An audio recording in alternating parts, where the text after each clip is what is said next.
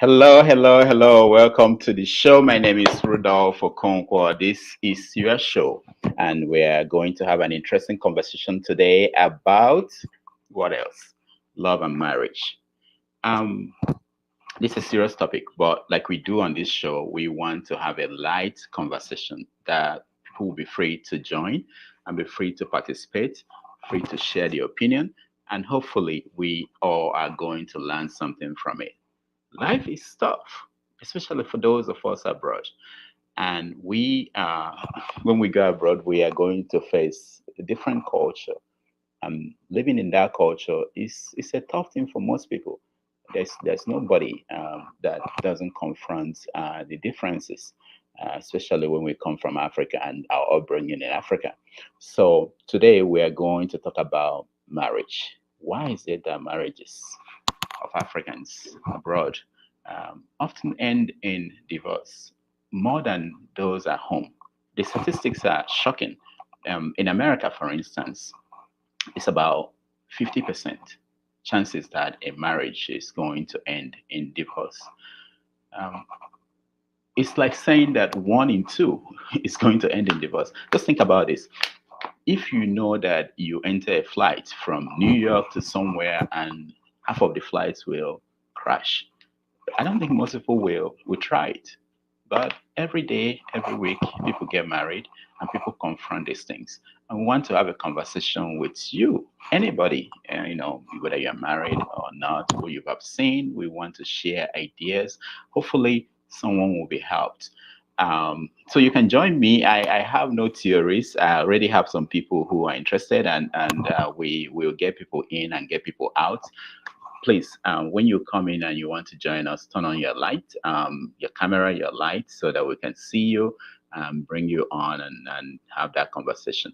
The other things, we're talking about Africans abroad. In Spain, for instance, the rate of divorce is like 63. In Belgium, it's 72. So it's really a serious issue. What are the causes? We want to find out, why is it this way? Why is it difficult for Africans to adjust and adapt? I mean, we also know that Americans face the same odds in their marriages. So it's not just something that is only Africans abroad. So I have people who are indicating interest that they want to join us. We have people from Kenya, from everywhere. Let me read some of the comments I got from people who do not want to join us. They just wanted to send in their comments, and they are very, very interesting. You know what? I'll do that along the way. Let me bring in some people. There are people who are already waiting. Let me bring them on and start a conversation. All right. Oh, look at him. John Abba. Oh, Lord.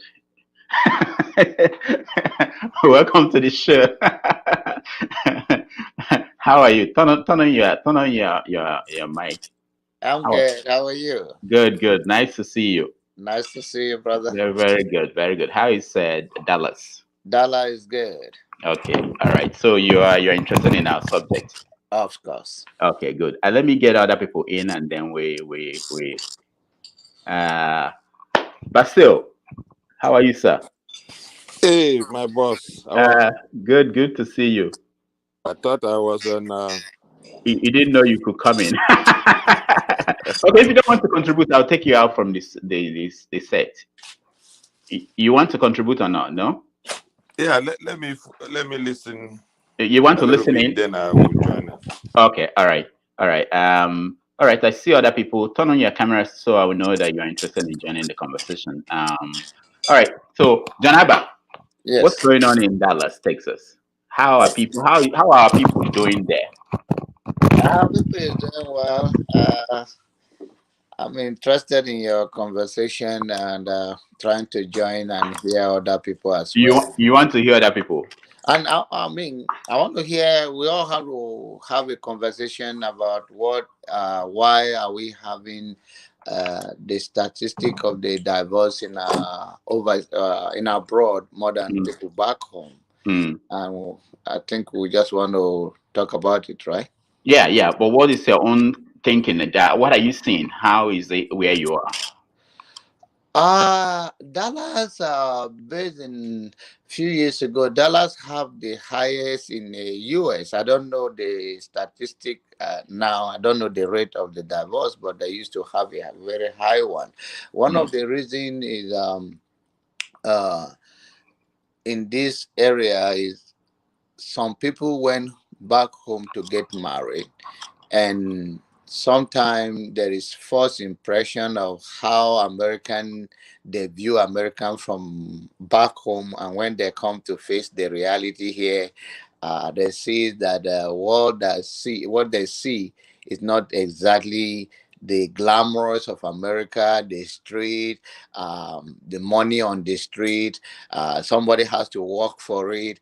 Husband and wife has to go to work. No, you cannot tell me to wash the dishes where both of us went out to hustle. So these are the thing that we are in a different culture, and what we are used to back home is not what it is here. Those mm, are the things that are affected marriage here, that are for this part of area. I understand some of the people went back home. Another thing is that they went and marry younger uh, mm, ladies from home, mm, and they used the influence of being in abroad, and they swayed the lady mm. and bring them here, and it go vice versa. I also have seen some uh, Women who go down to marry.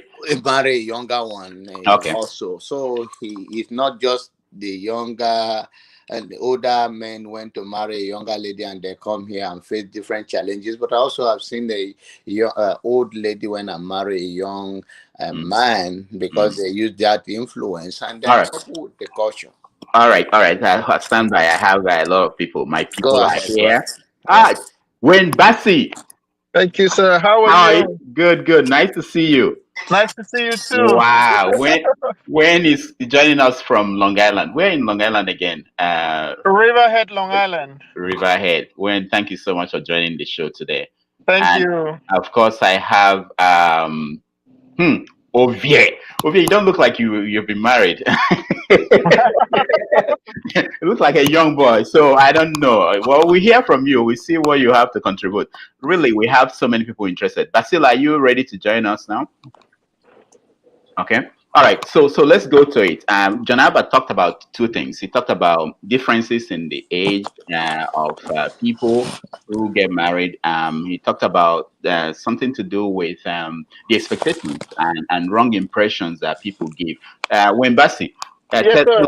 tell us what you think is going on. Rudy, I want to rudely remind you that Yeah. once upon a time, we had thought of putting up a workshop on this topic to help Africans, Mm-hmm. Mm-hmm. and part of the things we identified was that uh, when we bring women here, we want them to learn in a year or 6 months what we had learned in 20 years or more. That's a good point. Um, and then we become very impatient with these women, and a lot of friction occurs that way. Mm. Um, I know you've already touched on the age, and sometimes they think people are dirty old men. Uh, but the reality is this: when you've lived here for 20 years, it took you 9 years to get your green card, and then another maybe 7 years to go to school and get a career path where you make good money to go home. You're not going to go and marry your high school sweetheart, because your high school sweetheart is not going to give you children, you know? Mm. So you go for a younger person, and sometimes the misconception is, yeah, he wanted a dirty old man. Why did you go and get a younger woman? The plan is to have children. and then the age gap, the knowledge gap, the life experience gap. These are all things that cause friction. So I don't want to say all of it in one speech. Mhm. As we go on, I'll contribute more. All right. But those are the obvious pointers that the first things that cause friction in my estimation anyway. All right. All Yeah. right. So we will have to make sure that people are limited to 2 minutes. Our studio is full. It's telling me that Oh, whether people are full, we need to get some people out so that we can have room for other people to join in. But also, if you don't want to contribute, please you can watch us on Facebook, on YouTube, or on Twitter, so that we can leave room for people who are interested in joining. I really have some people who want to say some important things, their personal experiences. I know we're talking in general terms. So if you are not contributing or you don't want to contribute, please you leave the studio. You can watch on other platforms so that people can join. Ovie, Ovie, tell us, are you what are you seeing where you are? You are in tell me again, Atlanta or where? You're in Yes, but yeah, yeah, yeah, yeah. I'm in Virginia. Oh, you're in Virginia now. Yes. Okay. So tell us what you're seeing where you are. What I'm saying, I mean, I'm seeing many things. I know people have parties. I hear now divorce parties. So what is the trend where you are? I think I mean, I agree with pretty much all the reasons they are giving, marry a younger person, the economic situation, and all that. But I think there's one thing that we are not actually paying much attention to is which is that the change of time. Times have changed drastically, that we have moved from industrial revolution to information, primary revolution, information age.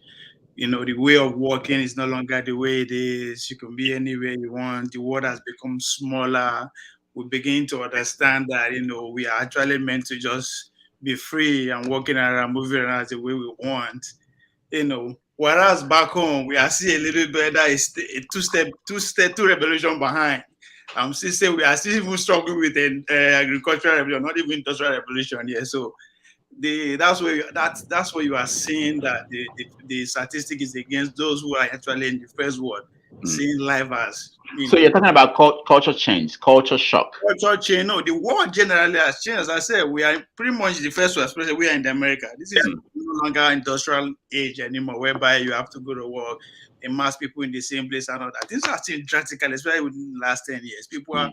People want to experience the life freely more, and especially the economic situation in that of America. Marriage is practically business. And Mm. you favor the female more. So, So so why is it that Africans are having difficulties adjusting to that new world in terms of if it's business, how they navigate their homes? well, I think we are pretending in a way. Mm. Yeah, well, the younger ones assimilate really quick. It's even before they actually arrive. Mm. We know pretty much everything about America and what it's about. It's only the older one that are still in denial, even though everything around you says, man, this thing, not praying every day is not the situation. Go to church every time is not the situation. Actually getting married and all those blah, blah, blah, it's no longer the best anymore. Even though we try foster on our children, but deep down we know that it's not feasible. Mm. So I think that affects a lot of our marriage to no be, yeah, especially the women. Just like the young man is saying, when you go there, you bring a younger woman come, you expect her to be dressing some kind of way, but she's still young, and I mate here, a young people, the way they are dressing is different. I think I have that kind of not personal experience, but somebody I know very well who want his wife to be dressing this kind of way. She said, "Come, I'm young. My mates are still putting on mini skirt, bomb short, and I mean, how good legs and all that." So that end their marriage. So I mean, it just it's time. We might deny the change, but it's just a matter of time. All right, let's go to other people of your standby. Okay. Chika, Ejimole, am I saying that right? Welcome to the show. Tell us, please, where you're joining us from, and your contribution. Chika, can you hear me? Turn on your audio, Chika, please, if you can hear me. All right. Let's go to Chidozie. Chidozie, welcome to the show. Chido, Chidozie, can you hear me? Yeah, yeah. Good Yeah, morning. Yeah, Doctor yeah, Damage. yeah. How are you? Remind me, you are the only one that calls Dr. Damages Dr. Damage, but that's okay. Where are you? Where are you joining us from? From Malta. Malta. Yeah. Do people get married in Malta? Huh? Do people get married in Malta? Yeah. Then And do. how is it going for Africans there? Yeah, for Malta here, it's quite different. It's Hmm. quite different. Yeah, we don't have that much divorce and separation like Why? others European Why countries. is it? That's a very interesting thing. Why is it that way? Because here, Malta here is it's like the system here is it's like African system. We are Oh, not that much exposed with European Western world life. That is okay. that is the biggest advantage you have here. What do you mean by that? Where it's more like African system. We're not exposed to Western life. It's What do you just mean? we are not the lifestyle here is quite like African lifestyle. They are not exposed like England, Germany, America. No. Sorry, Mm. where is that? Where are you? If you don't mind. He's in Malta. Malta. Malta. Okay. Now, explain that more. Are you saying that people don't the conflicts that we see in other parts of the world between couples that Uh, it doesn't exist For there? me, here I have a lot of friends here that marry from Nigeria, from Africa, from Kenya. Uh, Their marriage are still intact. okay. Like this, like people in Africa, the same. But I have my friends in Germany and other European countries. Don't forget it's disaster. Oh. All right. All right. Why do you say it's disaster? Why did their marriages fail? All of 90% of them, their marriage is upside down. Okay. And you know why? I think the system, yeah, the lifestyle over there. That is Mm. for me, the lifestyle over there. Okay. All right. Thank you so much. Let's go to my man Nick Ebo. Nick, I don't know where you are. Where are you joining us from? I'm joining you from Lagos. Oh, Nick is in Lagos. Okay, I know you are somewhere around the world. All right, Nick. I know, Nick. You are my friend. I know you've been living in England and you recently went back to Nigeria. So, what is your experience while you were in England? My experience is basically that we are forced to accept a new culture, a new approach, a new point of viewing, and a conflict with our culture. Mm. That's just the long and short of it. I mean, for instance, um, like Fela said, you call a woman a lady, you call a woman, an African woman a woman, she will get angry. She says she wants to be called a lady. Now that's a Western culture. In the days of our parents, if you call a woman, or a lady a woman, she takes pride in it and she feels like you're respecting her. But the reverse is the case now, because the woman wants to wear trousers, she wants to wear the latest jeans, put on the latest hair, and compete with her daughter. So to that effect, there's a cultural issue, there's a cultural clash in living overseas. The average true African woman would not dress up with her friend and go and sit in a bar and order a bottle of beer. But when you live overseas, it's normal because your Western friend will tell you that there's nothing to it. In fact, it's girls' night out.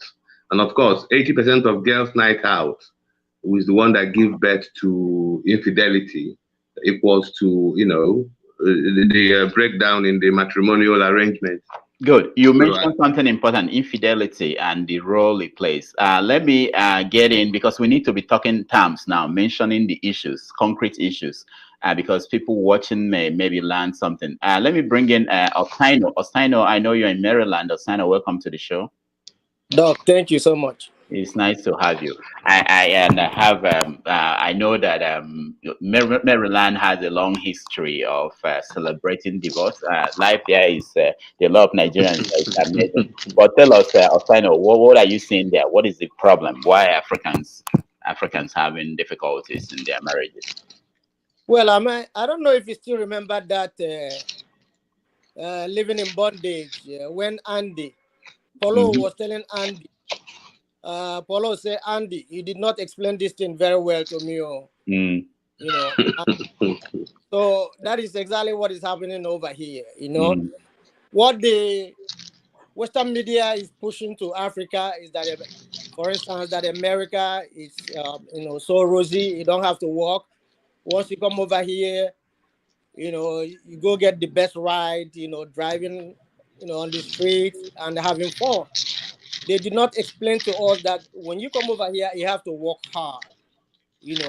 So it now boils down the fact that this place requires two very smart people, a man and a woman, to be able to cohabit and work hard towards achieving a particular goal.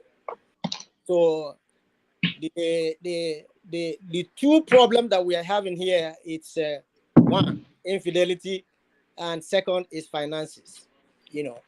Finances in the area of how do we manage our money. Are we gonna have a joint account, or are we gonna have a separate account? How do we send money to our people back home? Do we send money to my family? Do I send money to my wife's family? The same equal amount of money? Who is supposed to look after the kids? Who is working? Who is making the money? So these are a lot of things that are involved.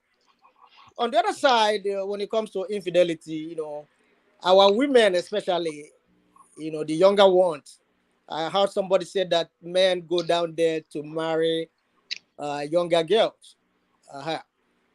So, and they have this feeling that they prefer 6-footers, like 6 feet guys, and guys that have a 6-packs, and also, and not knowing that at the point in time you're already 37, you are going down to marry. You no longer have 6-packs. You have only 1 pack at this point in time right now. So, but they will not, once they see you, they want to marry you because you're in America. Everybody wants to marry you. All you have to say, I'm looking for a wife. You will see 10 girls they want to marry.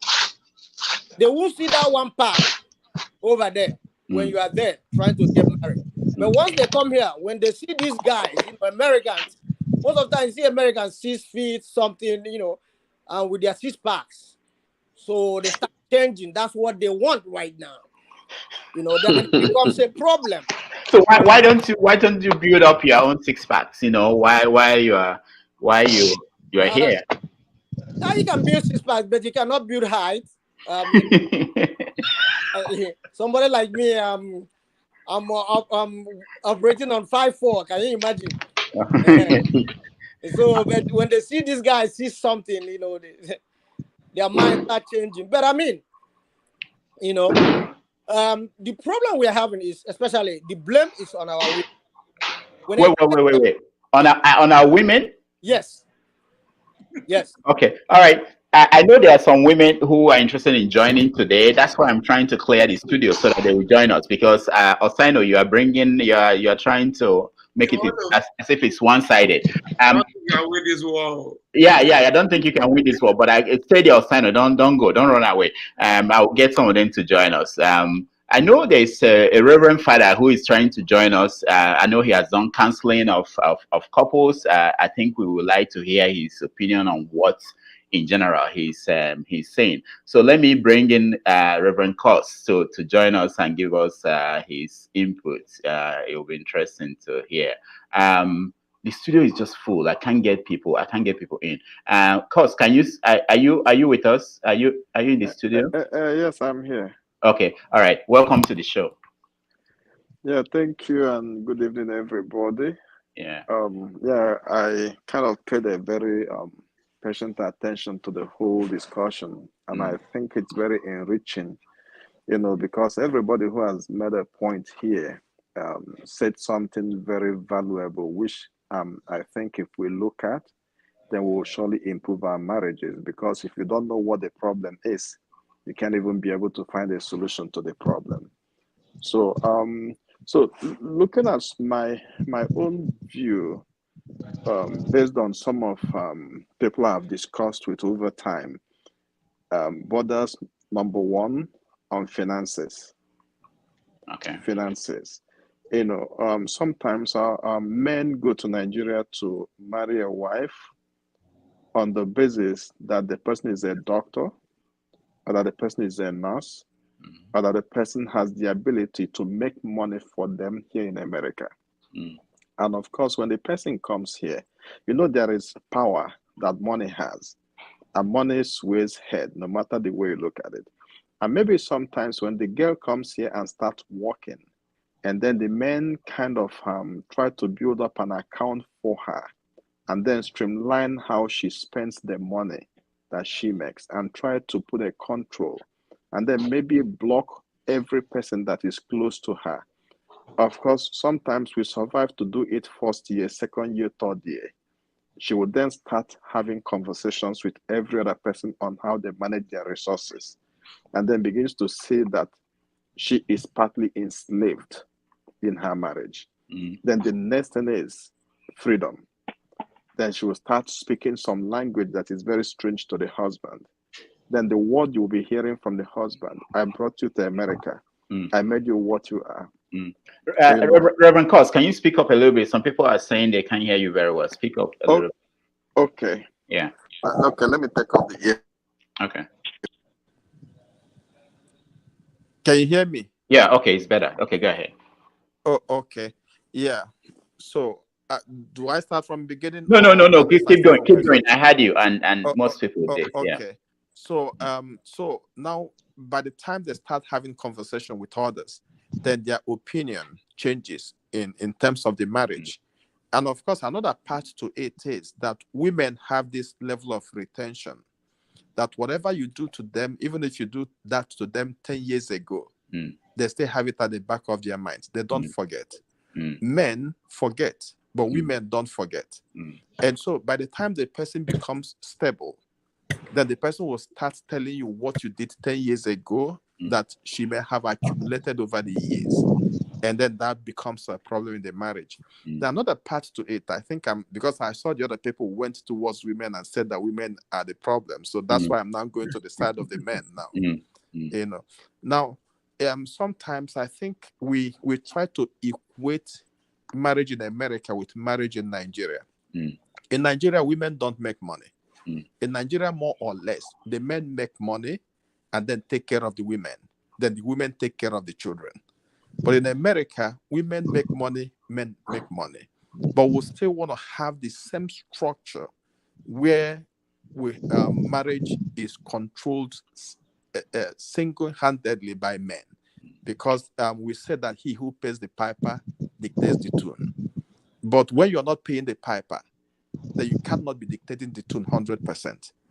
Then there should be some kind of middle or some kind of balance that will strike in the relationship. But when you now think, okay, she went to work, very tired, did 12 hours and came back. Then you went to work, did 8 hours and came back. And then she came back very tired. And you still want her to go to the kitchen, prepare food for you, set it on the table, bring water for you to wash your hands, and then send it back and all that and all that. She may do it at the beginning, but at a point in time, being humans that we are, then you see some level of stubbornness in her. Then, depending on how you are able to manage the crisis, if you as a man did not read the psychology of that woman and then find a way of handling the crisis, then the marriage may go sour. Another thing is, if sometimes women love what they hear. The words you say to them sticks to their mind. Some of them, if you castigate them and make them feel low, make them feel worthless, they hold to those words. But if you boost their morale, tell them how good they are, no matter what you do, they will always find reasons to forgive and all that. So I think crisis in marriage are so many reasons, but every marriage is individualized. It all depends on you and how you're able to manage your partner. No marriage is the same. Yeah. It's about two different people with different concepts to life and their ability to manage their situation. All right, thank you so much. I will have to get some people out of the studio so that we get there some women that are trying to join us. I'll come to you, John Abba. Based on what Reverend Court said, what is the final point from your end so that I will get other people in? You can join us later on. Are you talking to me? Yeah. Okay.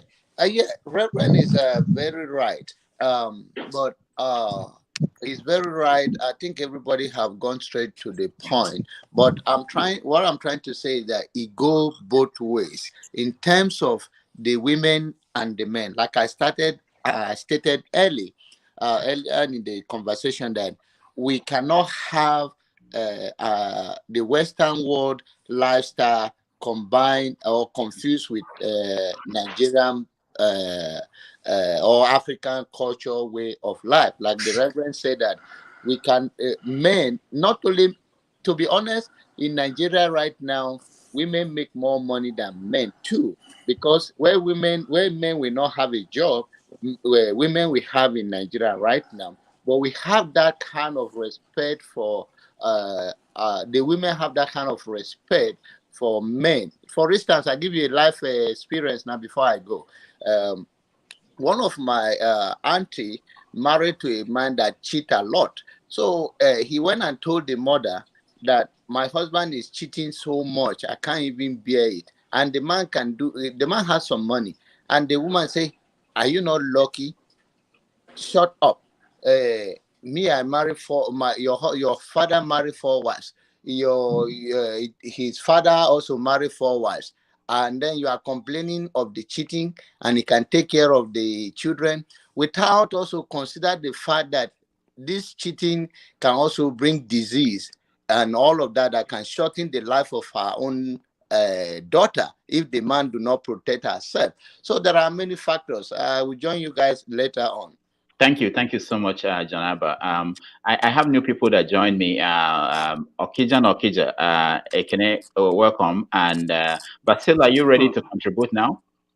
Or should I continue with other people? Basil, are you there? Okay, I think you are out of the studio. Ekene, welcome to the conversation. Oh, thank you very much. When I watch on TV, I saw some guys wearing white, so I changed my clothes to white because I think this has become a service. You want peace? This has become a church service, and also probably next week we're gonna have Holy Communion. You want peace? No, because I mean this is a very difficult conversation to have, and it's contentious. Why is it difficult? It's difficult because, I mean, for instance, okay, I know we're talking about marriage. What is marriage? We don't even know what is marriage. Why do people get married? It depends, I mean, like, in the olden days, like, people get married not out of love. People get married. There are so many reasons to get married: out of convenience, economic reasons, political reasons. So but right now, this age, we've kind of reduced marriage to be like, something that, is out of love, you love someone, you have to marry someone because you love someone. People get married, for so many reasons. So that's what we have to decide. Why are you getting married? And then also, if you for instance, in Nigeria's situation, a lot of Nigerians are religious, either Christians, Muslims, and then we have the other people. There is Christian marriage, and there is traditional marriage. Muslim marriage also. If you are getting married, what do you want out of it? Do you want to base your marriage or based on your tradition, or do you want to base it on your culture? I mean, culture, tradition, and then your religion. Then if you're in the West, that's a different set of marriage, a different type of marriage they have in the West. What do you want to do? Do you want to do a hybrid? Or do you want to do, your culture, if you're Igbo, if you want to do an Igbo marriage, or do you want to do a hybrid? Or do you want to do a Christian marriage? So because they're all different, they are not the same. But do people have option when they go to the West? Like when they leave Africa? Are you Of saying that? course, yeah, Can you stay in yeah. Boston and say that you want to have the traditional African marriage? It depends, the two people, you have to negotiate what we want out of this. Marriage is just like business, just like in the West, when they get divorced, it's 50-50, they split it into 50-50. So it's like a kind of a acquisition or kind of like a amalgamation, two companies joining together. So right. you have to negotiate what do you want in this marriage. Then from there, then you have to determine, because like I've seen this situation where like a lot of African women, when it favors them, they will say, "Oh, you are the man of the house." We Africans, you have to like do like an African man. But when it doesn't favor her, she say, "Oh, we're in the West. This is America or this is Canada." So, I mean, like you have to negotiate these things, before you start. Okay. So you don't have problems. All right. We will get back to you. This comment I want to read. Somebody said that let's talk about the epidemic of men who are unable to provide for their families and have practically given up. What should the women do? I really I'm looking for an opportunity. I got a lot of messages from women who wanted to join us. I want to hear their viewpoint. Most of the time, the people we have here are men, and I know that that's not the whole picture. Osino, let me come back to you. So you had a response from different people, and people actually, I think, reacted to what you said. Do you think that there were things you said that were not really the actual position? That women. No. No, not really. I still maintain my grounds because I know what I'm talking about. I'm taking an example for Nigerian women. So this guy goes down to that place, goes down to Nigeria, marries you, come over here, and try to encourage you to do nothing, because that is the only thing that makes sense over here, especially for women. You can't go to IT. You cannot compete with these kids that are born here in IT. So naturally, we do nothing, right? And then you become an RN. Maybe this guy is a cab driver or is a security officer, for most Nigerians over here, at a lower level. So, and perhaps, he pays for the school fees for your nursing school and everything. And so when you finishes, you become an RN and you start making $80,000 per annum, for instance. And then you start bossing him around, but if you look on the other side, like the Indian women, they are the people that are really making money. They are making up to 200 to 300,000 per annum, but they are still humble, to their husband. They still maintain their culture. They still wear their clothes. But you from Nigeria, you come over, you start making your $80,000 as an RN. Everything changes from that point.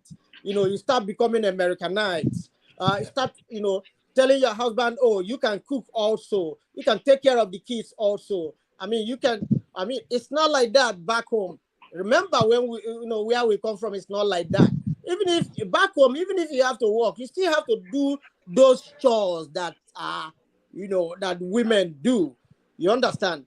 But once you come over here, everything, once you start making that $80,000, you see things start changing. You start becoming a different person altogether. That's where the problem comes from most of the time. Stop bossing your husband around. You now forget, you are now the person who is wearing the pants in the relationship. It's not supposed to be like that. That's what I'm saying. And I know that the women that are on this show, they know what I'm talking about. Even at that level of your 80,000 per annum, you can still talk to your husband nicely. You still know that your husband is the head of the family. Two captains cannot be in a boat at the same time. That's what I'm saying. Okay. All right. Thank you, Osino. There's something Osino talked about, which is role. Who plays what role in a relationship, especially in the West, where we don't have the traditional African structure. Ovie, I don't know if you have experience. And someone talked about, Osan also talked about nurses. I have three nurses who were supposed to join us in this conversation. I don't know if you guys have intimidated them from joining. I hope they still join. I want to hear from women. Ovie, what are you thinking? I think we also have to take the fact that I have three nurses who were supposed to um, join us in this conversation. I Someone don't know found if on. you Can guys have you mute intimidated them yourself from if you yeah, are? I If hope they still you join. okay, go ahead. Okay, all right, go ahead, Ovie. Yeah, we should also consider the fact that in America, for instance, favors the laws and pretty much everything tradition favors women the more. So the more an average Nigerian woman, for instance, begin to tap into that freedom or that willpower that the government afford her, it becomes very hard for the typical African man, Nigerian man, to actually come in reckoning with that. Again, back home, the traditions, religion, and even the political scene is against in favor that of a man than a woman more. So you can see the difference where the environment they find themselves actually contribute to the success and the downfall of the marriage. It just women are really powerful, whether I like it or not here, especially here in America. They have a lot of power, and once that's especially the European tradition, that double, just like the example that Brian is trying to paint. You expect a woman to come back from work just like you, and you expect her to go into the kitchen and cook, and also they are human duty. I mean, in America, that it's not. It's either you accept it or not. As I say, it gradually creep into your way of existing as far as you live here. Because the more the woman start going and start meeting her friends, meeting other people, know that this is not actually normal. She will begin to adjust. So, culture yes plays a lot, and the sheer power that the law afford the woman here, and the power that the tradition afford the man in Nigeria comes to clash most of the time.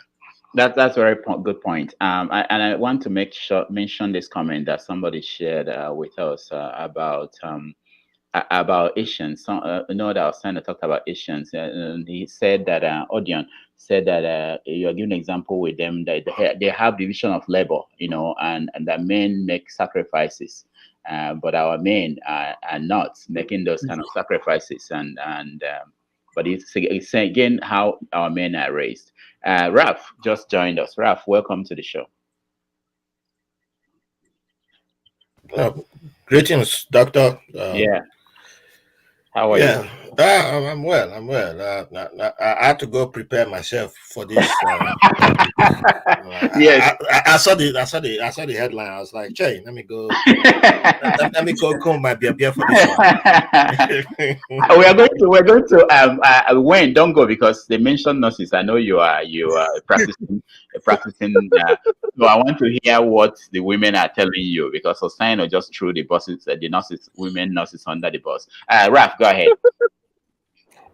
Well, for me, I always find this funny when people say the laws favor women in America, and I say, in my little time that I've been here, I know people. I know that my Kogi brother in Minnesota. I know my one Igbo boy that I helped in Texas. I know someone in a Ghanaian boy also in Texas. Well, he was stationed in Virginia. And I know a bunch of men all around America. All have gotten divorced. All have custody of their children. The law favors men. Nope. Now, if you have committed crime, is different. No, wait, my land. If you are a shitty man, if you be man when they take care of your house, the law will catch you. If you be man when they go talk for court, and I have an example of one who, he went and brought woman from Nigeria. The woman came with pregnancy. The story I was told was that she came pregnancy. They got into a fight in the Navy, waiting. But when they called police, my brother said, I told them I did not do anything, no. I did not do anything, no. But she wrote statements, charged him, and I called him. I said, my brother, settle with her.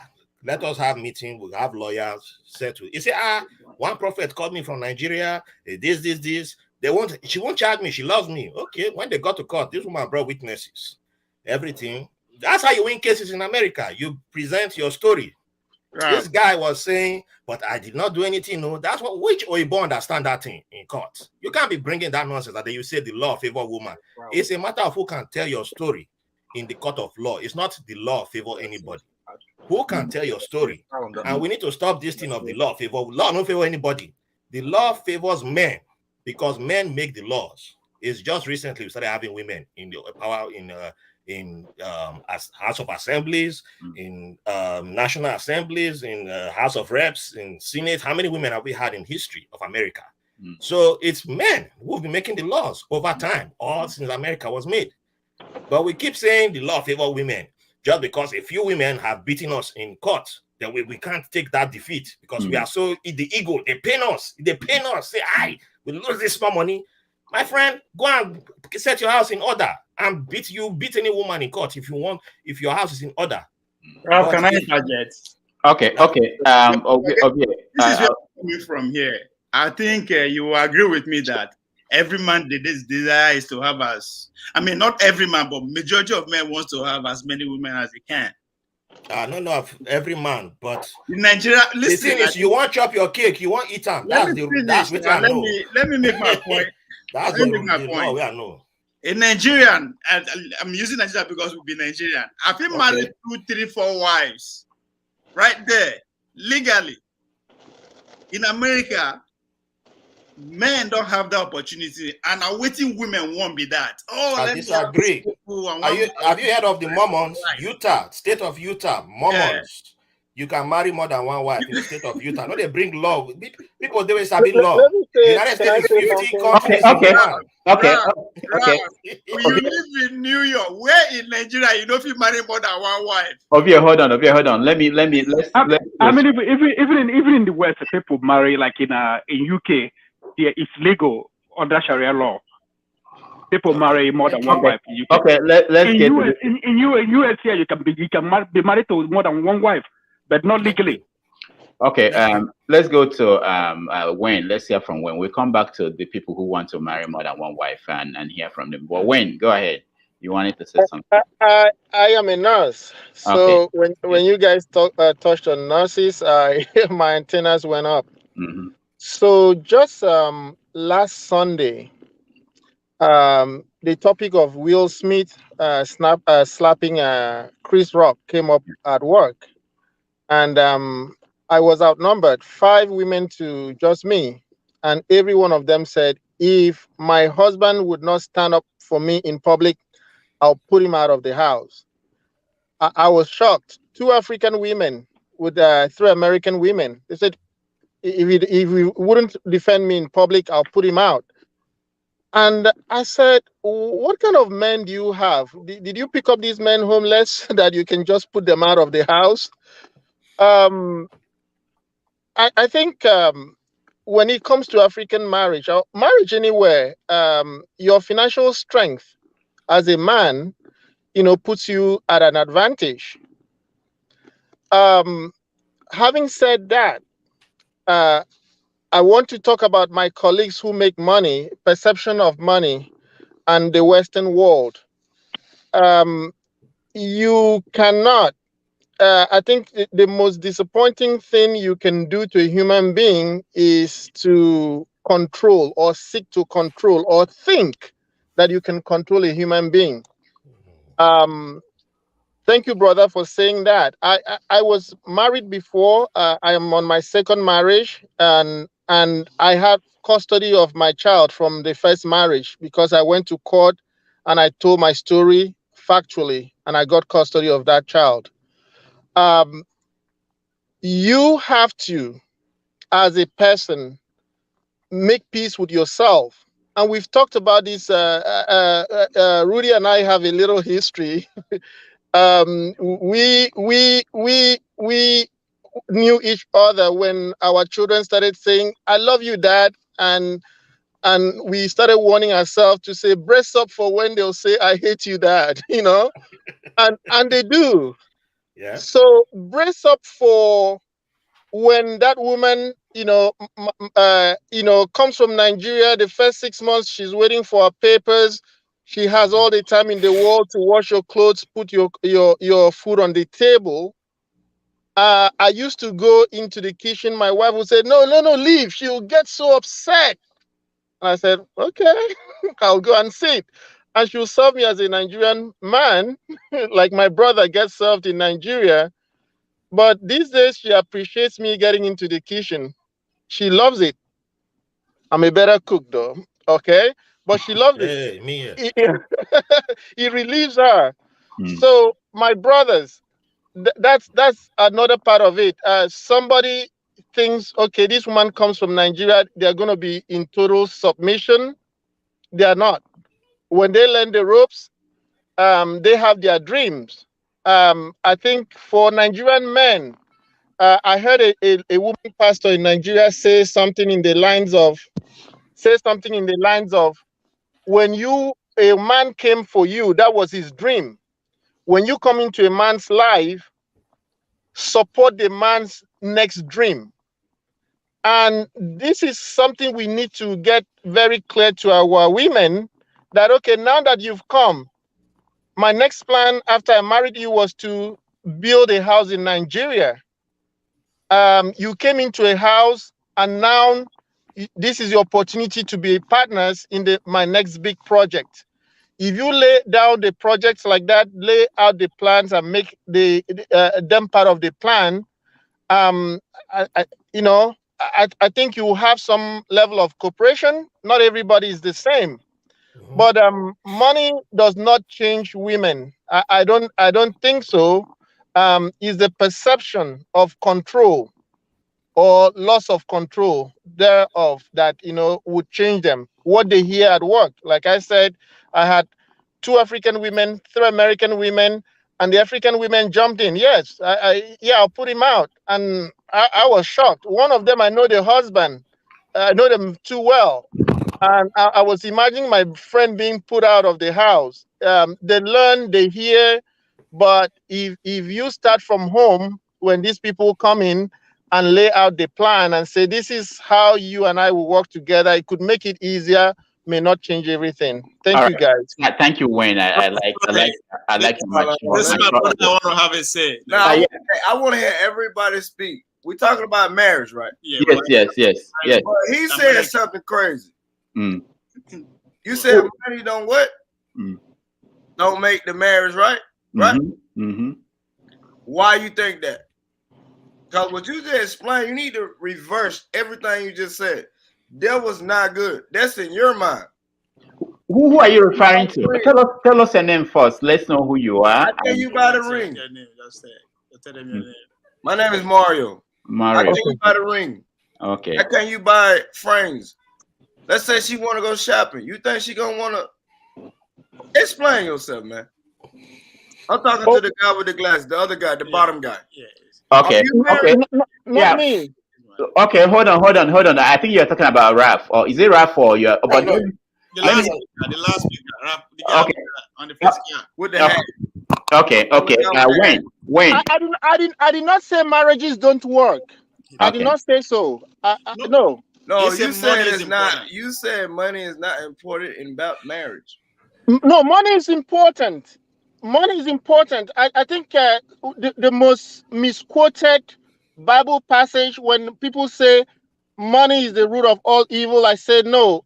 The Bible says money is the root. The love of money is the root of all evil. Do you believe in yourself? Okay. Hold on. Let me control this now. I need to have control. Let me bring in a new voice. We have a new voice who is joining us. Dr. Dixon Ojukwu. Dixon, welcome to the show.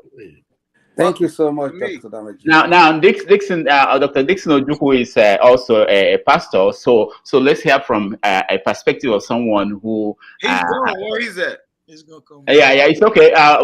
We'll come back to that. No, you need to know. Okay. Cause this is why I speak. Cause what he said. Okay, all right, we get to that. Dixon, welcome to the show. Tell us where you're joining us from. I don't know where in the world you are now. Well, thank you, everybody. I'm joining from Liverpool, United Kingdom. Okay. Okay, so you've been hearing our conversation. We are looking at marriages of Africans abroad, whether they are in UK or in America or in anywhere outside of Africa. What are the dynamics you are seeing over there in the UK, and what do you think is the reason why divorce rate is very high? Well, there could be a lot of reasons. I I see some of them as being forgetting some of the values that we were brought up with right from home. You know, respect for one another and the fear of God. Bringing the fear of God as we get into our marriage, especially when we are home in Nigeria, in Africa. You find out that most of us who are grounded in the things of God, as we get into the city, we are carried away by the need for us to make ends meet and by the life that we are witnessing in the cities on the new in the parts of the world where we find ourselves. And we'll find out that we have relegated God and the values that guide godly marriage to the background, and we hardly had any time for God. And I think that's one of the main reasons why a lot of families are going into disintegration. And I think we need to bring back the values that we were brought up, the values that are inclined in God's word. That's my view. Okay, so can you one of the things identified as we are talking is that some African men, when they come abroad, they still want to enjoy the privileges that they had in Africa, or their parents had in Africa, their fathers had in Africa, while they live outside of Africa. But they don't want to accept the responsibilities that their parents or their fathers uh, had when they were in Africa. So, for instance, it's pointed out that people expect the woman to share in paying the bills. Um, at the same time, you want them to be submissive. I see a lot of comments here about people expecting women, talking about Muslim women being submissive to their husbands, but that African women are not. And people mention that African women work 2 jobs and 3 jobs, and they come back home. The man expects her to go to the kitchen and cook. So what are you saying? These practical things. How can people navigate these practical things to be able to have a family that is basically strong and healthy? I think life overseas has a lot of challenges, and we need to actually bring that into recognition when we're talking about raising families overseas. The truth is that our women are human beings like men. So when you find out that, especially in Africa, we have our women surrounded with a lot of help and a lot of assistance while performing their role as wives in the homes. And most times in Africa, you find out that the men are always providing and the women are back home taking care of the children. But when you look at the life overseas, when we are outside Africa, the demand is placed on the family to make sure that they put food on the table. And sometimes it's not just the man's ability to put food on the table that is not sustainable sometimes. And as such, the women get into being involved in going out there to fend for the family. So when they come back, you find out that we need to look at the issue of tradition and then bring in some reasoning, along the line. The man should be able to get inside and help. Because let's look at it. If the wife we're talking about is our sister, how would we feel like if our sister is in a marriage, she goes to work in the morning and comes back and expected to go to the kitchen? And some of them are working too hard, especially, I don't know, in the US. But in the UK, people go out in the morning and come back late in the evening. And when they come back, not the challenges they face at work is not even like that they're being pampered at work. There's a lot of stress that they go through. So when they come back, it's expected that the man and the woman should all put effort together to help the home run, because you need to take your wife as if it's your sister, or so, especially for those who grew up in places where love reigns. we normally help our loved ones at home to be able to make the home run. So I think one of the ways we can help to make our homes run overseas is to be able to come to the point where we realize that some roles are not are not dedicated or kept strictly for some women to do. For example, sometimes my wife comes back and I'm working from home, and before she comes back, I try to get something ready for us to be able to eat. And some of the time we're done with cooking, and I just felt like it's not just a slave; it's my wife, it's my second half. So what do? I help and wash the plates. It does not remove anything from me as a man. Actually, makes my man being a man in the house to be much more appreciated, because I think for us we need to be fair with one another. That's one of the things I think should be another way to look at it. All right. Thank you so much. Thank you so much, Dr. Dixon. Osano, okay, go ahead. But I want sorry, before. Dr. Dameji, sir. Okay, Hello? can I hold on? Before you go, can I? I Can just you want hear to me? say, yeah, I can hear you. I want to say that I have a lot Hello? of people in the studio. Can we can hear you? Hold on, okay. I have a lot of people in the studio, and people are trying to get in. So if you're not talking, and I will start kicking Okay. people out. Sorry, because I think the problem hello. No. Yeah. Is it my Can I hello? hear you? Yeah, we can hear you. Go ahead. I think one of the problems we are in this discussion. Hello. Okay. Oh, okay. So people were talking about as chore. I don't think chore is the problem, because they are. Okay. I'm just gonna pick it up from there. Exactly what he was trying to say. Rudolph, can you hear me? Yeah, we can hear you. Go ahead. Exactly what I'm trying to say. I hate it when we use chores as excuses. I mean, over here in America, machines do most of the things. The machines wash the clothes.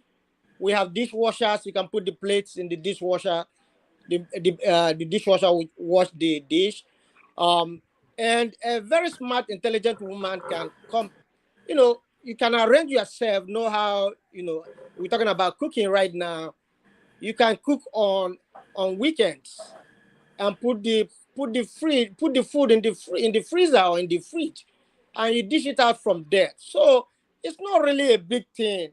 And you know that the way our parents train us, most men here, they don't really know how to boil water, to be honest with you. So we rely on the women, to provide our food. So, but we cannot continue to use that as an excuse. A smart woman can cook on weekends, put the food inside the freezer, and everybody will dish it out from there. So let's not continue to use the house chores as excuses that our women are tired and they deliberately don't want to, help the man, because they started making this money that we are talking about. They want to be the boss right now. They want to be in charge. They want to, determine what is going on in the house. They don't want to be the woman they are supposed to be in the house. They want to be the boss right now. That's the problem. The chores are not the problem. The chores are taken care of by the machines. So we can't come here and start saying, oh, they come back from work, they are very tired. Do you know what men do when they go outside? Do you know the kind of challenges they are facing when they go outside? Alex, no, Alexi, Osano, how is that different from what the challenges women face? Do they have a different world? Are they living in a different world when they go outside? Is it not the same thing? It's not the same thing. I know you can see that the women right now, they are claiming equal work for equal pay. It's not the same thing. Okay, let's use you as an example. What is different between if a woman is doing the same thing you are doing? What is the difference? Do you do more? Of course, I do more. They call me for other things apart from what I'm doing. If I'm working with a woman, I'm the one who is in charge of the whole field. I'm the one they call me for other things. They call me to go and move the items from the truck. They don't call women for it. When there is snow, they don't tell the woman to go and shovel the snow in front of the house. Yeah, but what if on a ship there is no man at all? Wouldn't they be done? wouldn't somebody go and pick something out from the So truck? that's why you find out that most of the time they schedule it that they have a man and on the shift most of the time. But I think that is not the equality they are asking for, though. Excuse me there. Excuse me, what are you talking about? What do you mean that's not the equality?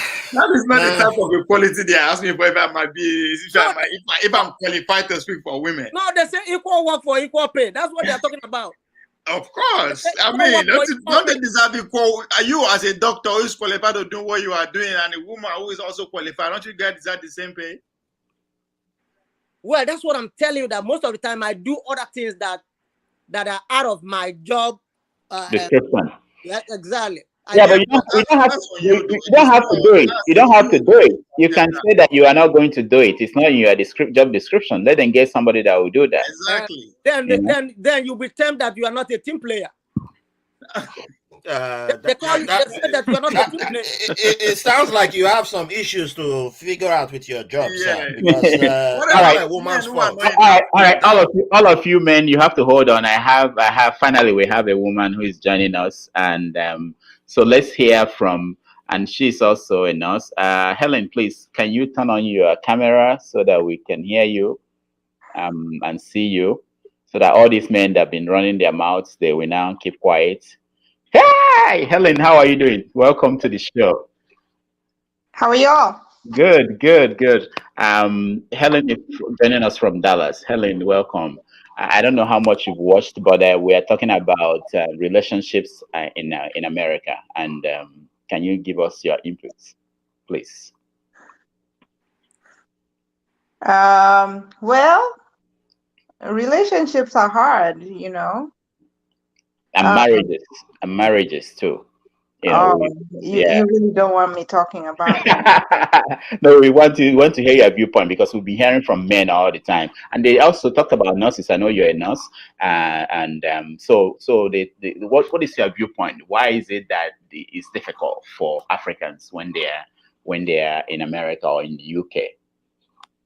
Because I think the expectations are too much. If you expect me to cook you 3 square meals and I'm working night shift, and then we have a problem. Whatever you're expecting of a wife, I'm not able to deliver if I have to work, I have 3 kids, so there's a lot of expectations that we have, and I'm not just saying men have expectations on women, but also women have expectations on men that are not, we need some balance. I think we lack balance. And then, you come from wherever you come from. I'm from Kenya, and you start earning this money, and then I feel like sometimes women, when we have earning power, and I hope no other women I think when we get to a point where we're financially independent, and for us women, I think coming from Africa, we have more opportunities than the guys to women can do anything and make money. Let's be honest. For the guys, tradition and just I see like women are able to hustle better in the US than men, especially because you can be a CNA, you can clean houses, you can be babysitter, you can do all these other things. But with men, if your expectations of your career don't work out, then there's a problem, So I feel like when we start making money, and then you're in a relationship where you don't have good communication and understanding from a man, and they're expecting you to do this and that, and yet you're working 2 jobs and taking care of the children, then there's lack of balance, there's misunderstanding, and then there's a breakdown of a relationship. All right. Thank you so much, Helen. I like that. Helen, you said it's important to have women. Helen brought a part of it that we have not discussed, which is communication. There's a breakdown in communication most of the time. And it does sometimes lead to violence. And that's something we talk about in another conversation. Helen, if you can touch on that, I know that in Kenyan community, just like in Nigerian communities, we find sometimes when what we're talking about, we think it's a joke. If it breaks down, it leads to serious issues and people die. So what we're talking about is actually a serious topic, even though we take it lightly. There are cases of people who are in separation and then somebody flips. Most of the time is a man, and it leads to violence against women. So we're actually having an important conversation. So how is it playing out in the Kenyan community, Helen? Can you tell us what do you see as a major reason why these things are happening more than is happening in Kenya? Relationship breakdowns. I think marriage right now is the is really under attack. I don't know why, because the more the technology, the availability of different things that people can watch, see. I don't know. The world has become a big world in a way. And I think the availability of too much information coming in, then we have too many mentors, good and bad. As women, you see, hey, I would rather be like so-and-so. Why am I, we have counselors at the tip of our hands. People saying, hey, leave your husbands. You can do better by yourself and da-di-da. So then the other issue about violence, I mean, if somebody's if they threaten to kill you, they're gonna kill you. So run and don't look back. All right, thank you so much. Let me come to Helen is now with us. So if you have a question for her, you can actually ask her. Let me come to you, Ekene. What do you wanted to say something before? I know your system went off. Yeah. Actually, I was great because the pastor was saying something about chore because people have said that too so much. Just like when I came to America for the first time, usually Americans they talk about the toilet. He used the toilet. He didn't put the seat down. I said that's not the problem. What is wrong with put the toilet seat down if it's up, put it down. It's like it's when love is lacking in a relationship. That's when people start picking up issues. Like for instance, I'm talking okay, I was born in a Christian home. My orientation is Christian orientation. If I want to have a marriage, probably I have to I have to build a marriage based on my Christianity and some part of my culture and put them together. Now, people they've said so many things. If you are looking for someone to spend the rest of your life with, you have to be careful. You can't just pick anybody. You have to, look for someone who has the same values. I know people change, but at least try to get someone who has the same values. Because if you don't have the same values, that's when you start having problems. Like if you have the same values, for instance, people who are Christians, if they have the same values, like love. What is the definition of love? Love endures all things. Love bears all things.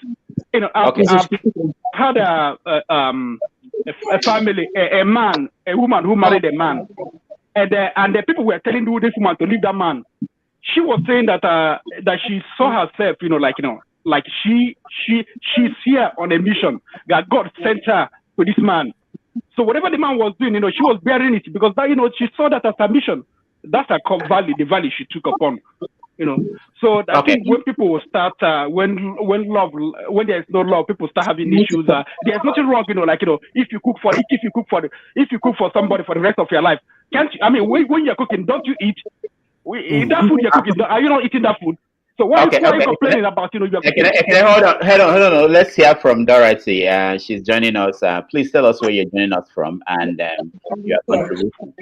Okay, hi, my name is Dorothy. I'm joining you guys from Michigan. Michigan, good. Nice, I don't even know. I don't even know this group. I just saw that on my phone and started listening.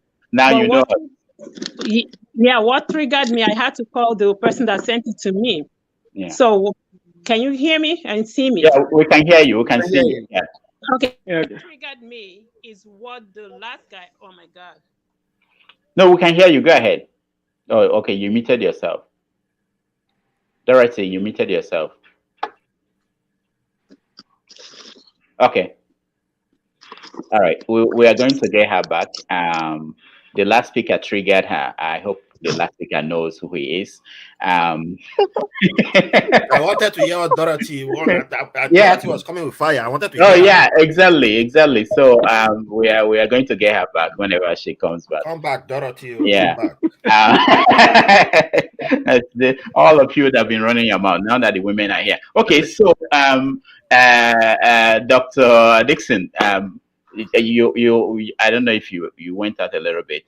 Did you hear what? I changed the device. Sorry. Okay. Go ahead. So do you have anything to add to the conversation? Helen touched on the issue of communication, and a lot of people are agreeing with her on the comment section. There's this saying that men do not know how to communicate. Osino is laughing. I think Osino maybe the assumption is that this is automatic thing that people should understand you, but sometimes I think it's something that has to be learned. And a lot of people make some comments about the way we were brought up at home. Men were brought up in Africa. It's a factor in how the difficulties we have in navigating this new world. So any insight on that, Dixon? Oh, Dorothy is back. Okay, hold on. Okay, let's get Dorothy. Okay, Dorothy. Okay. Yeah, go ahead. So I'm so sorry. My husband was calling me, so it triggered me up. So like I was saying, what triggered me to speak and join this group, like I don't even know, is the speech of the guy. I don't know, the one that was saying, even at work, they still call me. Okay. Yeah. That's Osino. That's Osino. So Yeah, I can want to. Sorry. Can you see what I'm going through? That's what women are dealing with. Oh yeah. Oh, okay. I just came in now from work. I left home at 6. I was at work from 6 o'clock till now. You can see I'm still wearing my scrub. I'm a nurse too. My husband is also a nurse. Okay. So we have 4 kids. Remember, you're saying that, okay, it's not a matter of choice. It's not a matter of this. You can cook and put in the fridge and just get it out and dish. What's the big deal? Everything in America is being done by the machine. You put the plate in the dishwasher, you get your clothes in the machine. Everything does it by machine does everything. Is the machine going to pick up your clothes from dirty hamper and put in there? Is the machine going to get it out from there and fold it for you? Is the machine going to get those plates out and dry them and put them where it's supposed to be? Mind you, this person is coming back from work just like you. She is a human being. As you're coming back from work tired, she is also coming back from work tired. She comes home.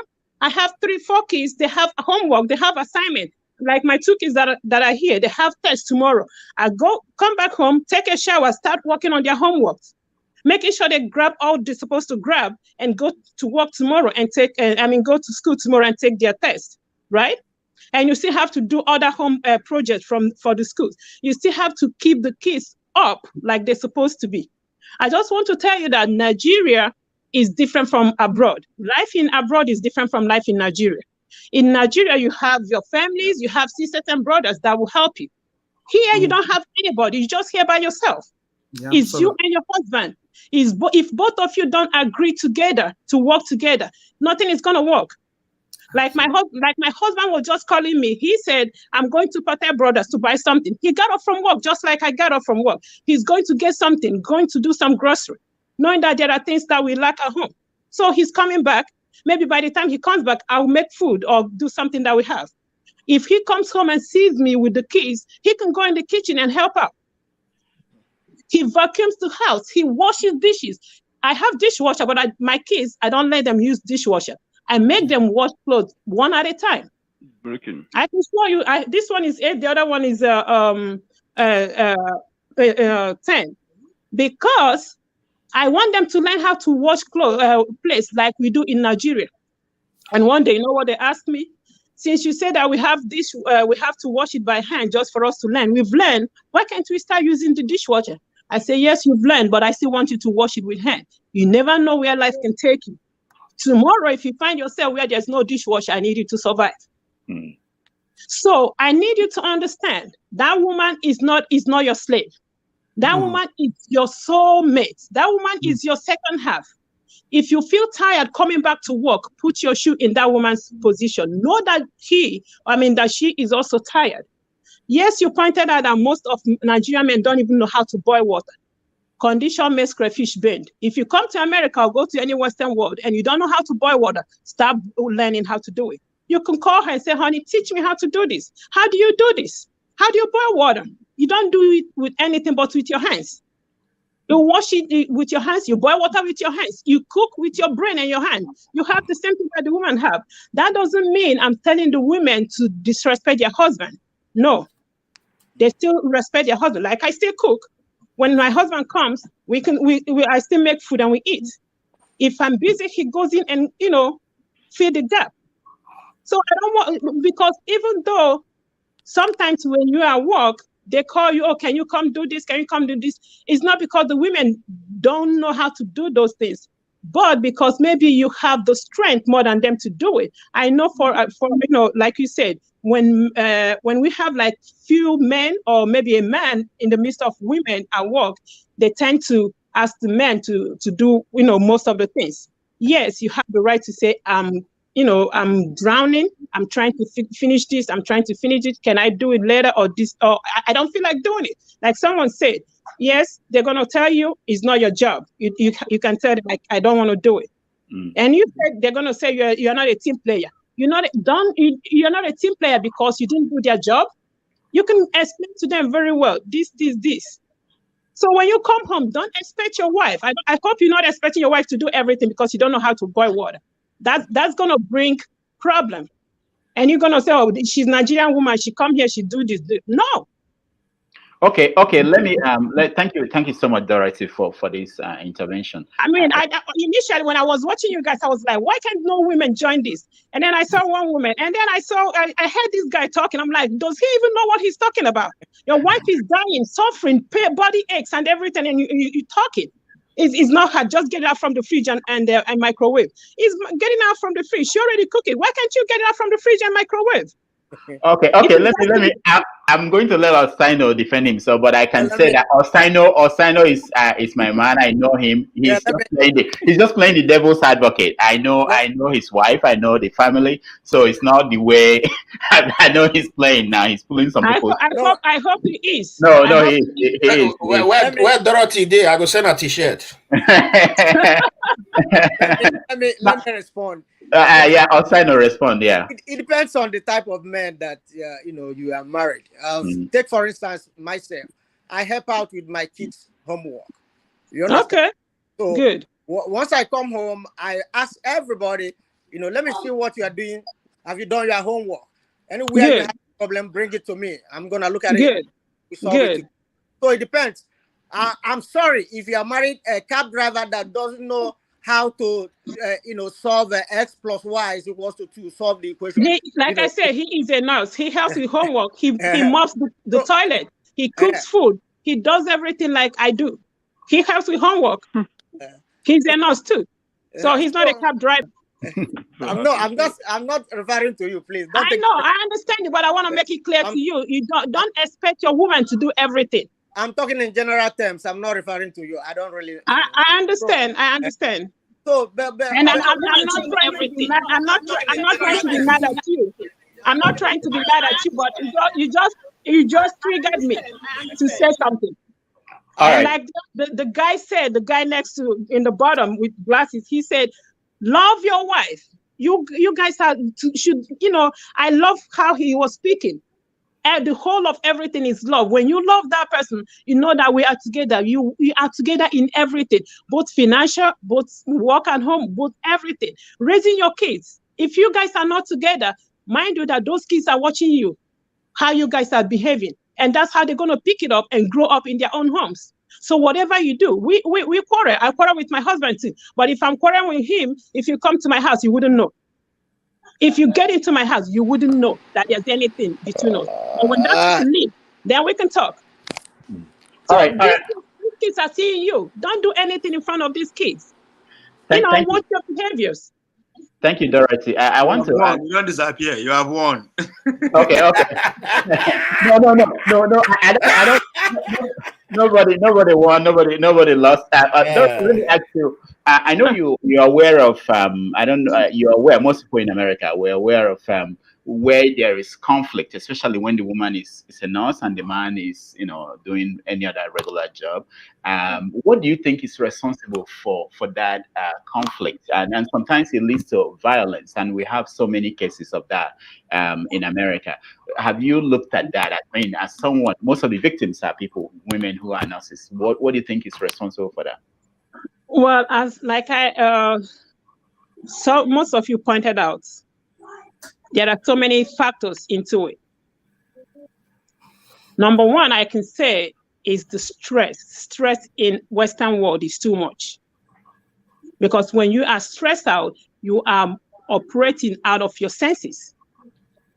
Number two, I can say, is the individual, the type of person the person is.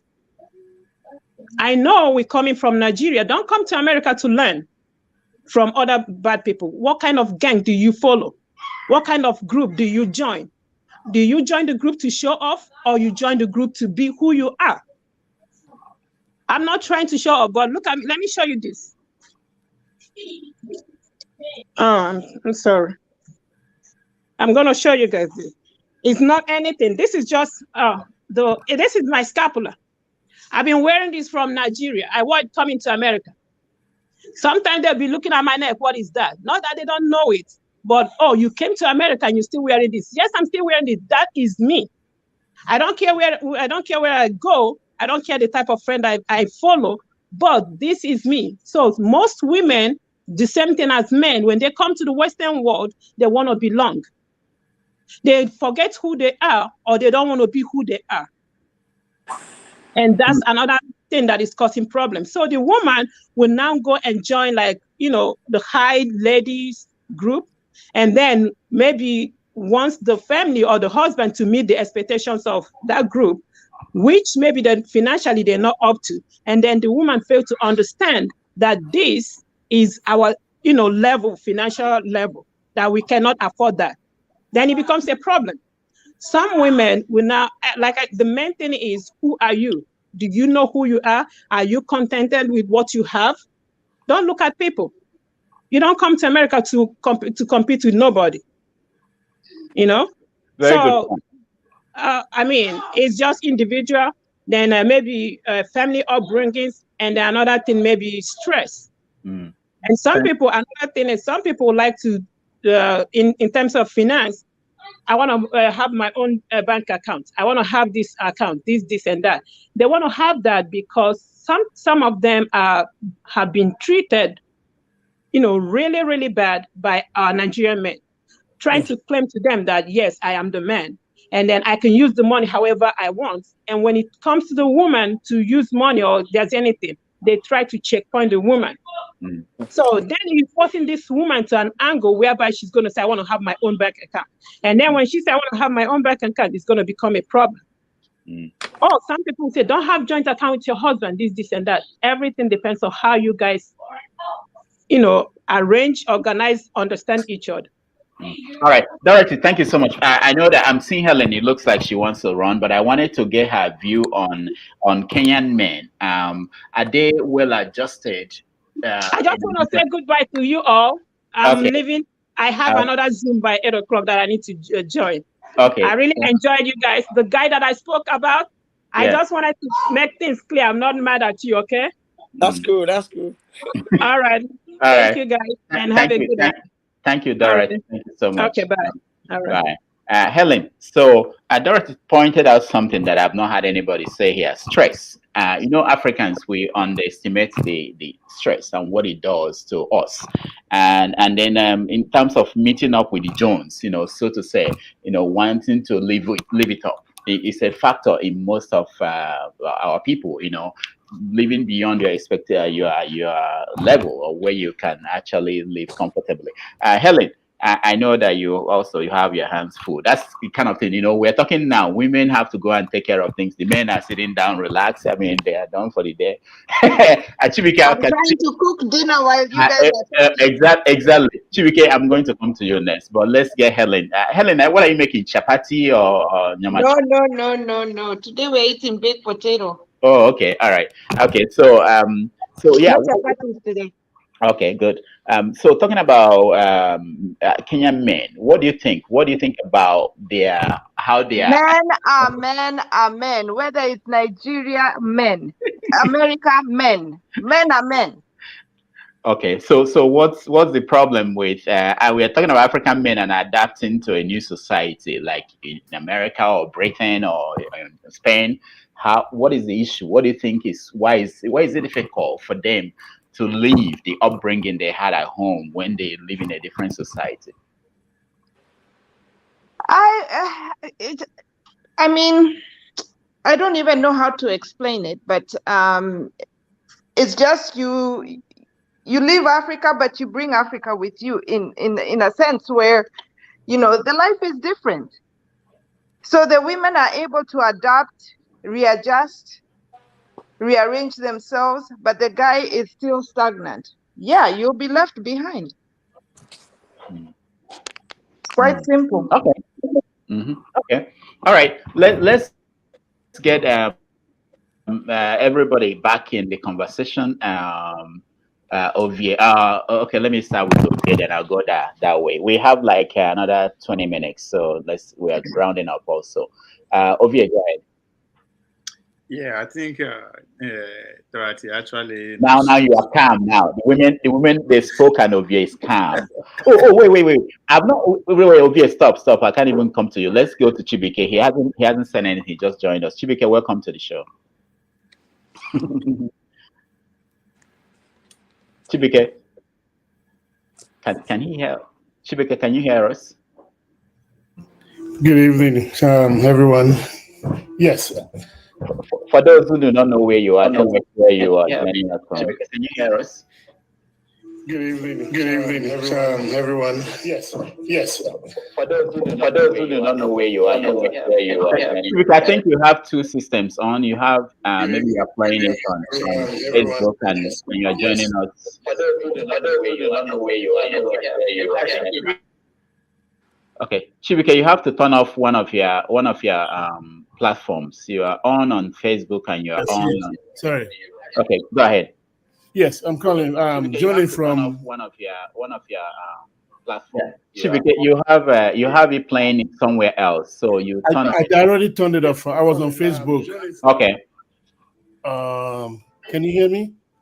Okay, go ahead. Yeah, we can hear you now. All right. So I'm joining from Hoover, Alabama. So okay. Just got back from work and interesting conversation and. I myself just finished cooking right now as I just got home. And Chibike, for those who do not know, follow him on on Instagram. He cooks wonderful meal, and I'm looking forward to when I will visit Alabama and test the food. Okay, go ahead, Chibike. Yeah, so the conversation is interesting. Like I said, I just got back from work and my kids are there doing their thing, playing piano, and I'm in the kitchen, just making pasta for them to eat. I just finished cooking. I was about dishing out the food when you called me, so that's why I ran back to join. The question is, why people people in America, Africans, where they get divorced, right? Is that the question? Mm-hmm. I guess I would say number one, stress. Lack of communication, and I guess maybe people not actually being true to themselves, and actually I would say maybe someone biting more than they can chew.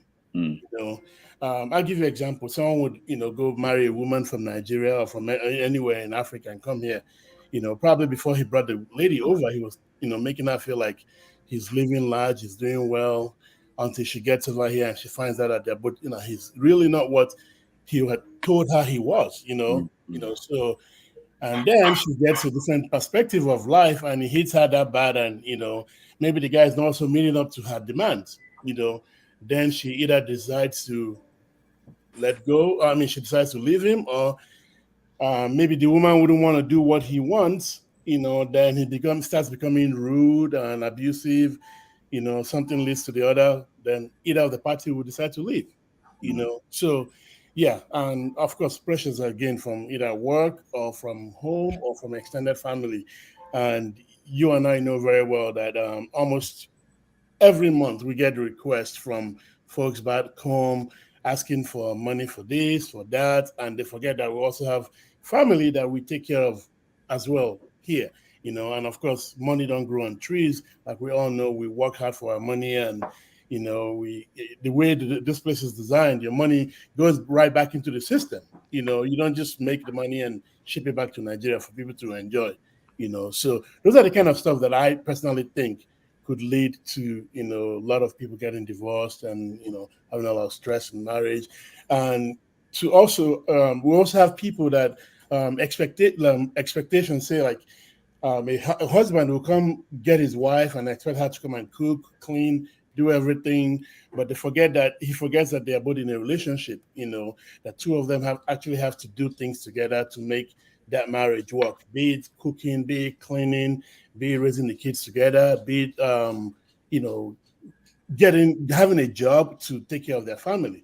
One person shouldn't just sit home and relax while the other person goes home to go out there to fetch work or get the money.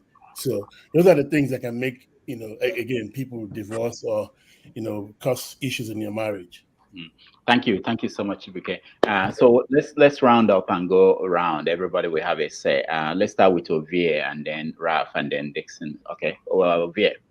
Yeah, I think personally, I believe that I keep using America as an example because this is where I spend more time. I think you cannot change America. You either be who you are or you join them. And I think a lot of African marriages, get caught up between either trying to stay and maintain that African heritage when it comes to marriage, and in a situation whereby the two of them are not in the same lane, that is ready for disaster. The same way when they are trying to say, okay, we cannot let's switch it up. Let's westernize and follow the American way, do nightclub and all that kind of stuff. If both of them are not on the same train again, it's heading to crash. I think so. A lot of marriage are caught in between that, life that we generally find ourselves. And I think that's All right. what I say there. All right. Thank you so much, Ovie. Ralph. Yeah, thank you for having me as always. Just like our brother who needs to give us his IG handle, so we'll go see the food where they cook. Had said, What's right? You do like food? You don't like food. If you don't like food, well, that's your it concern you now. We not say women need to avoid you. Be that. I like food though. Now they attack me, say I like food. See this man. Yes, back to my point. One thing that I've noticed is in my experience, every time I always hear this talk about submission. From all the Africans I've hung out with, even with all the scandals, all the drama I've seen, most people, you can't. They say we have this saying that you can't. An alligator is a leopard a leopard doesn't change his spots. A leopard doesn't lose his spots just because he left Nigeria, and moved to America. The sport doesn't disappear. We don't get clubs for Lagos. We don't get clubs for Enugu. We don't get clubs for Port Harcourt. We have clubs everywhere. So if you're a clubbing man in Nigeria, you just because you came to New York doesn't mean you stop being a clubbing person. But you go to clubs, and I have people like that. I know someone like that. He's having a problem now. You go to club all the time. You like women who go to club. Then you want to marry. Then you now say, I need to go and find me a good wife that doesn't go to club. Then you go to Nigeria. Go find one from your village that doesn't know anything about clubbing. Then you go bring her to America. Then you say that's the one you want to marry. You put her in the house. My guy, your body will be itching you to go to club. You'll be finding the person that will come to your house and sneak you out. Oh, I'm going to Raf's house to go and watch wrestling. You go to Raf's house to go and watch Real Madrid or Chelsea. And then your wife will be angry at Raf that Raf is spoiling you. Raf is not spoiling you. You have been spoiled from day one. So at the end of the day, find who you love. And most of us, we don't talk to our children about marriage. None of us, nobody talk to me about marriage. We all just shout, go and marry. Your mate don't marry. Your brother, you see this one, you don't marry. Born 5 children. You never marry. When you go marry, settle. And that's how we talk to our children. That's how all of us were talked to. Nobody talked to us, and we don't understand. Like we know we shout about Western, Eastern, all these things, but there's something about telling a young person, this is what you should expect from marriage. This is how you should expect, like finance. If you're going to move somebody from one country to another country, the culture shock, all that stuff goes. There's a whole emotional things that you're dealing with. I was in the military. When you transfer from one base to another base in another state, it's a whole emotion you're dealing with. When you marry somebody from Nigeria and then you move that woman to a military base, she's now coming to a new country. She's coming to a new lifestyle. Now, she's not going to be speaking English as in American English. She's speaking a new language called military English. So you're learning 2 different languages at the same time. Nobody is telling that woman that thing. You're going to start learning pow, pow, pow, pow, pow. But who's telling her that? And then we expect the person her head not to be blowing up. And then if she's not learning that in like 15 minutes, and then she gets mad, how do you deal with emotions? Some people can take it and will be fine. Some people have the right to slash back at you that you did not tell me this is what I'm walking into. And we think every human being it is okay for every human being to react the same way. So, so we should stop applying because 2 people who got married at a time when there was no option of divorce, at a time when you couldn't leave a man, you had to just stay with him and you have 50 children. Healthcare wasn't good. You had no options. You must stay with this person to death. We can't use that rule in 2022 to say everybody must use that rule. No, people have the right to change and people have the right to move, because if you marry somebody at age 18, you were 18, 2 18-year-olds marry. At age 25, 2 of them have changed because you evolve. Human beings evolve, and we must allow that to play on. So, yeah, that's all I'll leave people with. Everybody grows, everybody changes. Just recognize that. Thank you so much. Dixon. Well, for me, I think a lot of us have made very good points that we need to take home.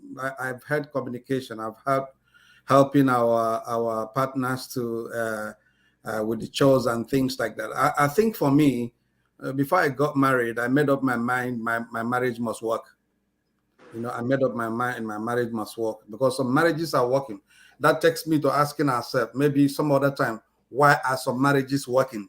Because some marriages are working, not all of them are failing. Yes, I see more marriages in my circle of influence working than failing. So why are they working? And I think it's got to do with a lot of things that we've mentioned.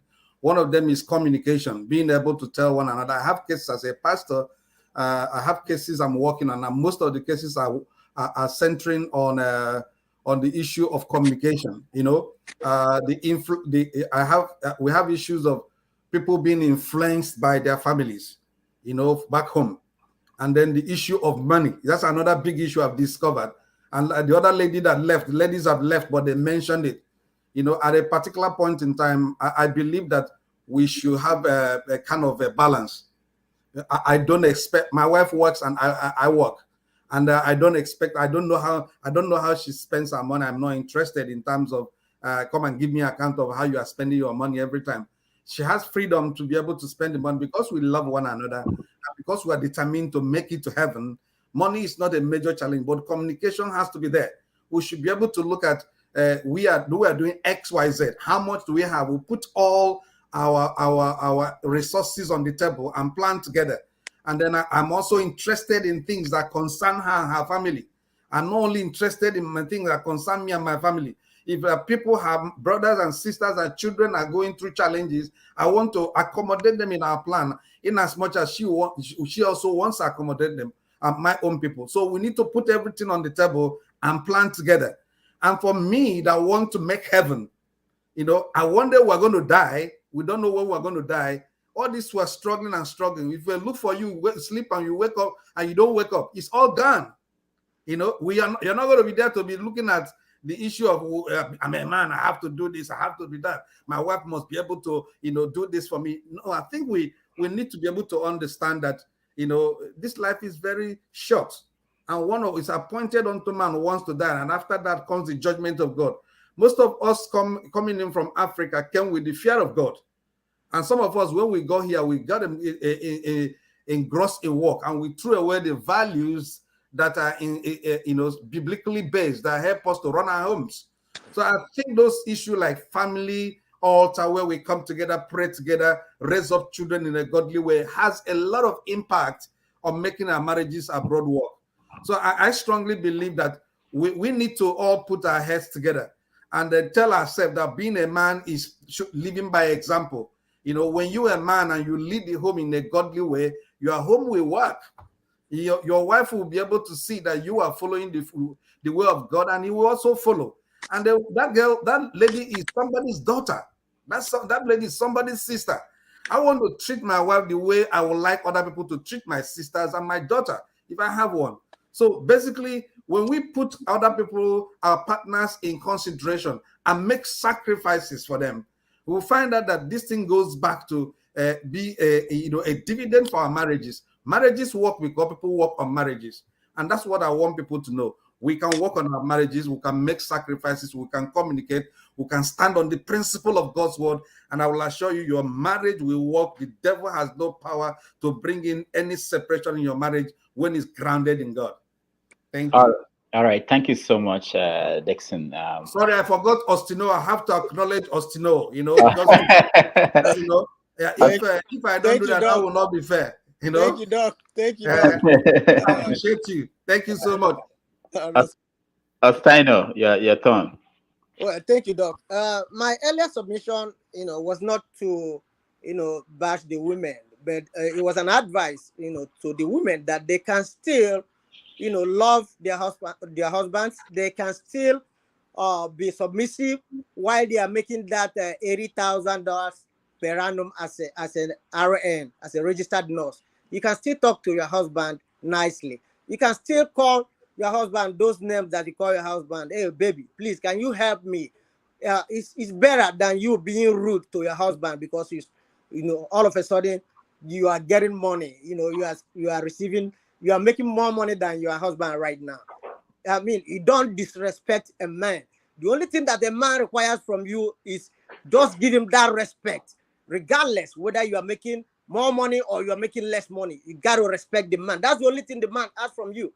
And for you guys that go to Nigeria or go to Africa to go and marry a nurse and bring them home here, bring them to America, you expecting that they're going to be making the money while you are home flipping the television. That's where your problem starts. You are the man. You are in charge of the family. You are supposed to provide for your family. Get up on your butt. Go out there and do something to provide for your families. That's what I'm saying. Thank you, Doc. All right, Ostino, very, very good. Janaba.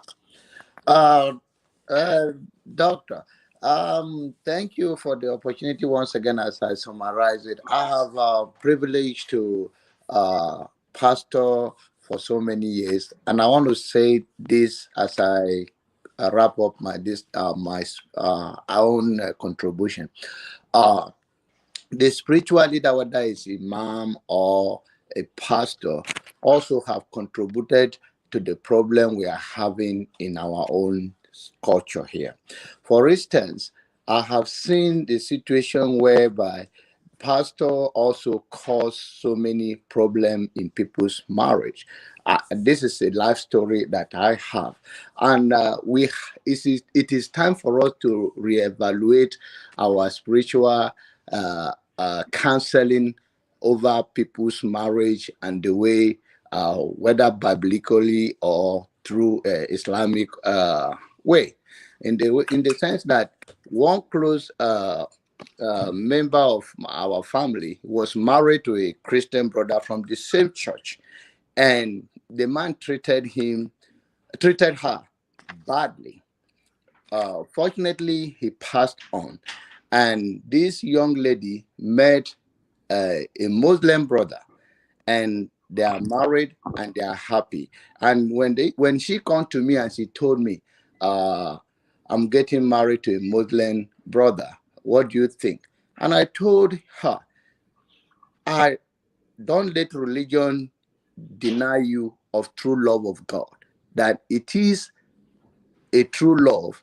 It has no religion attached, whether you are a Muslim or you are a Christian. I asked her, if you are drowning today and a Muslim brother stretched forth to deliver you, or a Christian let you go and you drown, what is the difference? And she said, yes, she will feel the pain. I said, okay, you've been married to a Christian brother and he didn't treat you well, right? And they have been married for a few years, I mean, for so many years now, and they are happily married. So it is time for us, with the spiritual people, to start looking at that. The true love of God has nothing to do whether you are a Muslim. I know they quickly preach, oh, don't be equal yoke with unbeliever. If you are unbeliever to me, I'm unbeliever to you. So that is a simple thing. It's the same thing we carry to church, praying about enemy. Oh, die by fire. If you pray that you are my enemy, the same word that you are praying come back to you. It is time for us to start telling the people that whether you are in America or whether you are in Nigeria, beyond the cultural boundary, true love has nothing to do with religion. And that is what is causing so many problems in our religion, in our marriages today. Having different counsel from different and using Christianity as a bait for love. There is the Bible even say, "Behold, the Lord our God is one." So why do you go and start preaching this thing? Oh, you don't marry a Muslim, don't marry a Christian. I have a sister. As I write for a doctor, I'm sorry.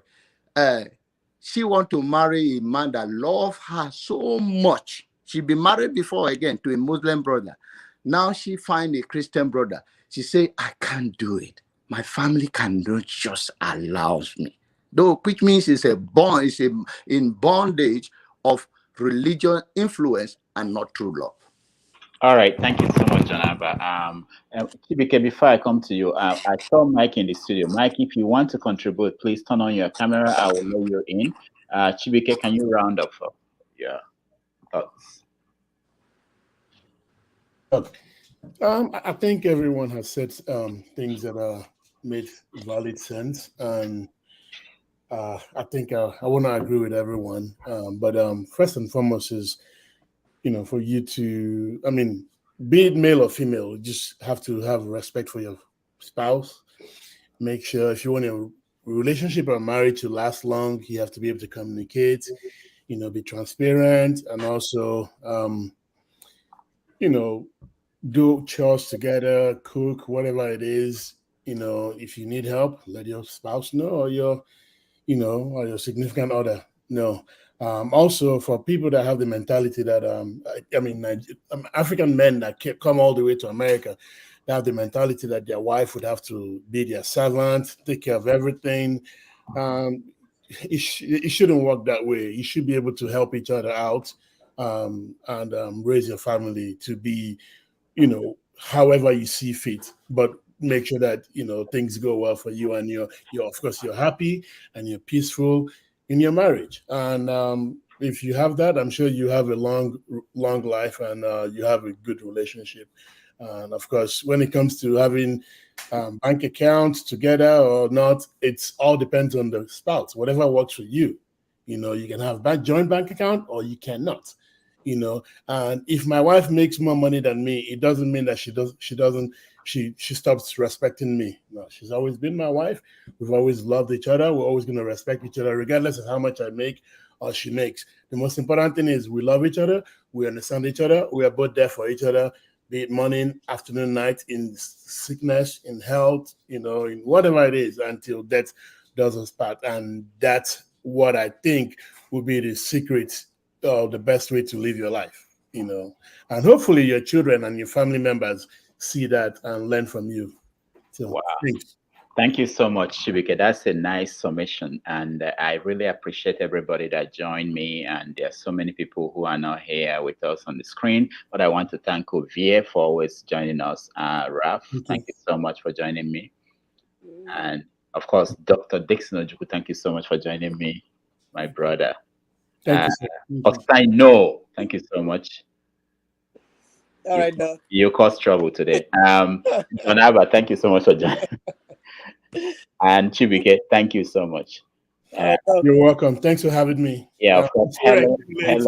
I hope I will join early next time. Next time, yeah, Helen is gone and Dorothy and all the other people. But next week and next Saturday we have a different topic, and I'd like some of the things that came up today. We consider them for topics like Dixon talked about.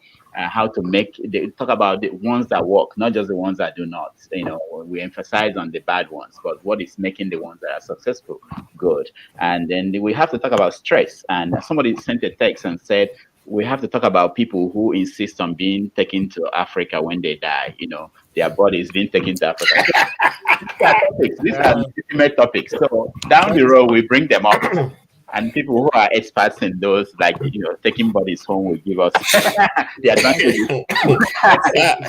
Very expensive. Like Ostino talks about, what happens when you are afterlife. You don't want to see people when you open your eyes. So we talk about that. That's a good topic for another time. But thank you so much for joining me. Please, next week, not next week, on Saturday, we are going to do this again in the morning. And then on Wednesday, we do it during the evening so that we get to talk about life abroad. We want to talk about issues that we deal with.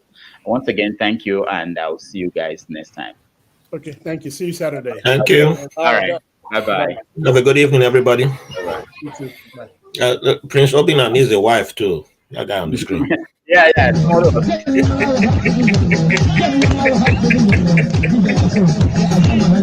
Marriage na scam.